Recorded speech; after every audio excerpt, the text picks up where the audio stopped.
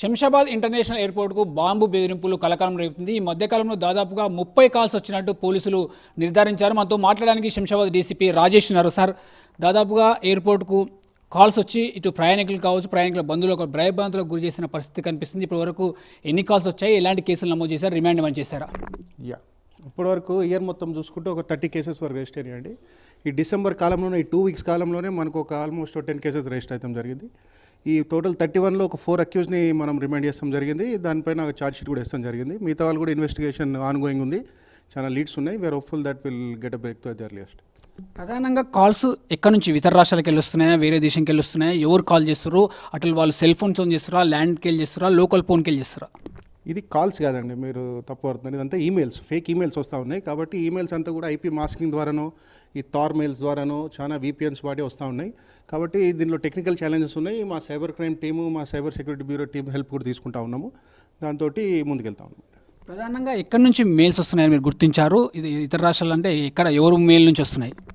అదే చెప్పినా కదా, ఈ డొమైన్ వచ్చేసి చాలా థార్ మెయిల్స్ అని చెప్పేసి VPN ద్వారా వస్తూ ఉన్నాయి.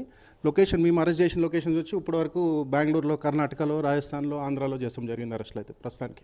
ప్రధానంగా ఎయిర్పోర్ట్కి ఎందుకు ఈ విధంగా మెయిల్స్ చేసి భయభ్రాంతకు గురి చేసిన అవసరం వాళ్ళకి ఏమొచ్చింది? ఎందుకు ఈ విధంగా ఆకతాయిలు, పోకీర్లు ఈ విధంగా చేస్తారని మీరు అనుకుంటారా? జనరలైజ్ చేయలేము. Airport general is a soft target కదా, సో అందుకని దాన్ని టార్గెట్ చేస్తూ ఉండొచ్చు. But airport in general is a very safe and secure place.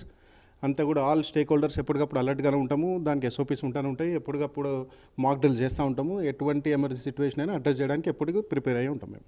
ప్రధానంగా శంషాబాద్ ఎయిర్పోర్ట్ ఇంటర్నేషనల్ ఎయిర్పోర్ట్గా ఉంటుంది. ఇటు సీఎం కాదు, ప్రధానమంత్రి, చాలామంది VVIPsతో పాటు మామూలు ప్రయాణికులు కూడా వెళ్తూ ఉంటారు. వాళ్ళ బంధువులు ఏదైతే ఫేక్ కాల్స్కి సంబంధించి సమాచారంతో బంధువులంతా భయభ్రాంతులకు గురవుతున్నారు. వాళ్ళకి ఏం చెప్తారు? అసలు అదే చెప్తున్నాం కదా, అసలు ప్యానిక్ అవ్వాల్సిన అవసరం లేదు. ఎటువంటి సిచ్యువేషన్ వచ్చినా అడ్రస్ చేయడానికి మేము కూడా ఎల్లప్పుడూ రెడీగానే ఉంటాము.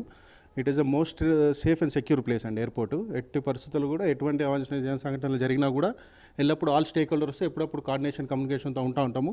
ఎటువంటి పరిస్థితులను ఎదుర్కోవడానికైనా సిద్ధంగా ఉంటాము.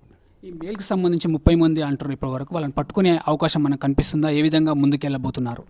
ఇన్వెస్టిగేషన్ ఆన్ గోయింగ్ ఉందండి. లీడ్స్ ఉన్నాయి. డెఫినెట్లీ త్వరలో అన్ని తెలియజేస్తాం. Thank you. పూర్తి స్థాయిలో అయితే ఖచ్చితంగా 30 కాల్స్కి సంబంధించి పట్టుకోవడానికి ప్రయత్నాలు అయితే కొనసాగుతున్నాయి. ప్రయాణికులు కావచ్చు, VVIPs ఎవరు భయభ్రాంతికి గురవ్వాల్సిన అవసరం లేదు. పోలీసులు ఎప్పటికప్పుడు పనిచేస్తున్నారని చెప్పి శంషాబాద్ డీసీపీ రాజేష్ చెప్తున్నారు. కెమెరా పర్సన్ న్యాయమూర్తి కలిసి రాఘవేంద్ర, TV5 శంషాబాద్ నుంచి.